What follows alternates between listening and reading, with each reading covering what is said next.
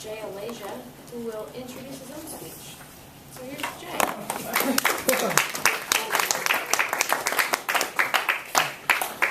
Well, I was told to speak if I can, just a few minutes. So I said I'll introduce myself. And I spoke to my evaluator, Kevin.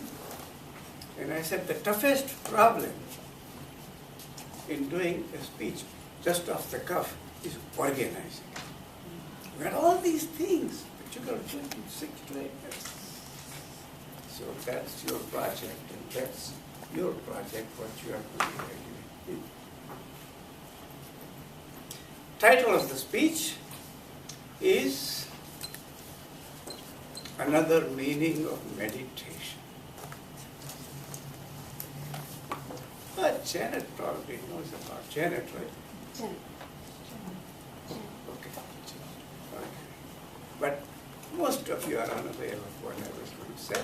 My qualification to be able to speak about it goes back to my roots in India. I was born there, where I feel meditation first was invented the Eastern way.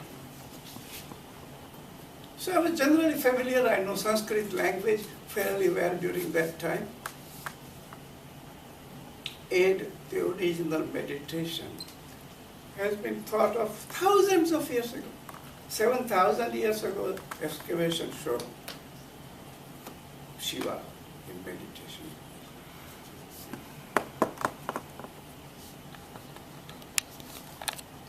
Then when I retired, I had to rediscover my roots because I felt extremely depressed.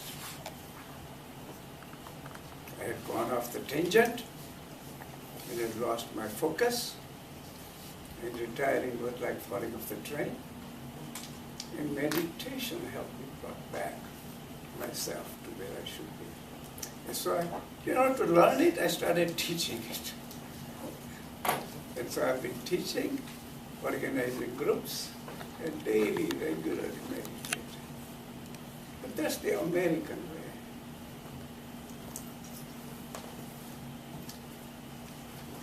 I will today introduce you to some of the ways it is used in East. 6 to 8 minutes time. Begin the clock now. Okay. Yeah.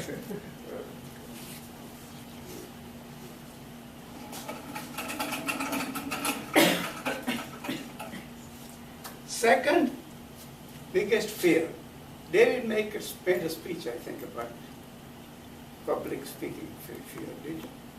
That's what I remember. And he asked these questions. Too funny to remember. Yeah. Of course, the biggest fear is talked about here as public speaking. That's easy to cure, we tell them. We tell everybody. And we cure it most of the time. What's the second fear? Second biggest, death. It's second, but it's hardest to cure.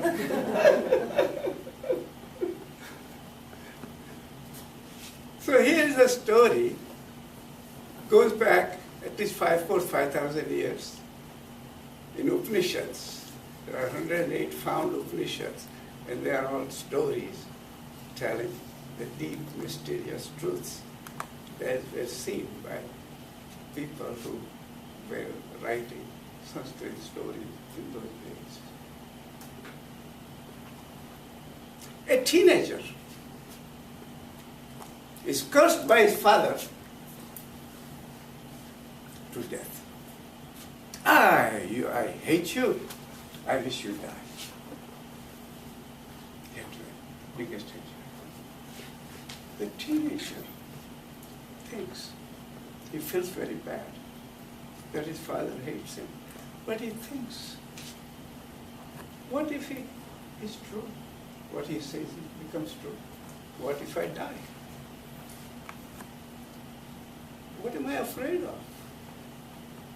What does death mean to me? What would happen after I die? Teenagers can ask a lot of questions. So he decides to find the answer by going directly to death as you decide to find the answer by public speaking, coming right here and facing your audience. He said, I'm going to face the death. I'm going to find out. So here is a story in which, of course, characters are made into personalities. And he goes to the death. 3 days he waits without food and water at the door of the death, but death isn't there. Death is busy. He's gone somewhere else, not home. And the death comes after 3 days and finds this teenager. What are you doing at my door? You're not supposed to be here. Well, this is what happened. He tells the death, I want to find out what death means. And if death is so bad, I want to find out how I can beat you. Well, death said, I don't know whether I'm going to help you. But since you have been here for 3 days, and I am a good host, you have been here 3 days without food and water, I will give you 3 boons. Okay, go. So the teenager asked, first thing, he said, after I learn from what you're going to tell me, I want to go home, but I don't want my father to hate me. Granted. Easy. Second boon, I want to have enough intelligence. I'm only a teenager to learn from you what you're going to teach me. That's your challenge too, if you're going to find that out. Have enough intelligence. Okay, you got it from me. I can go as far as that. Now what's the third? Well, the third question is, I don't want you around me at all. Hey, you are telling me to do something that I'm always used to doing.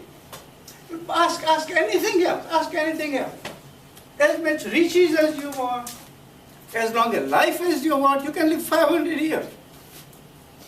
You can have so many elephants, so many cows, so many wives, whatever you want. But don't ask that. Well, the teenager said, you are bound by your promise. And you think I'm stupid? You just made me intelligent. I'm intelligent enough not to fall for that. After 500 years of life, you are going to come to my door anyway, right? And all those 500 years, I will be afraid of you. I don't want that. The death is pleased. He's got a student, he cannot refuse. And he starts teaching the meditation, as the East knows, to this boy. And it involves all the 10-fold path of Buddha. You got to do your living right first. You got to deserve what's coming to you when you do start meditating. You got to have all these paths folded together. Have you ever wondered what Buddha is doing in meditating pose, in huge statues over the rivers in China? Many, many statues. What is he doing? Here the people meditate for relaxing. What they used to do at hypnotist office. Here people meditate so they can think, focus. They can get better health. Even Medicare might be paying for it now. That's what it has come to us to mean meditation. But in the East, meditation has come to mean almost the same that salvation has come to mean among the Christians. Way to overcome death. Become immortal. Now how does that happen? In short, you lose your attachments. Very, very hard to do. I and my. Even Dalai Lama, all the lifetime meditation, stays attached to his robe. And there are nude saints in India. They don't even want that. Because the Dalai Lama is found by his attachment to the robe, even in the next life. So that's why the Dalai Lama doesn't get immortal.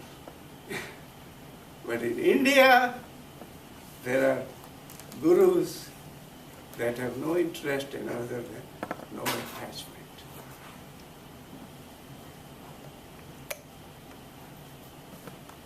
That's the Eastern meaning of meditation.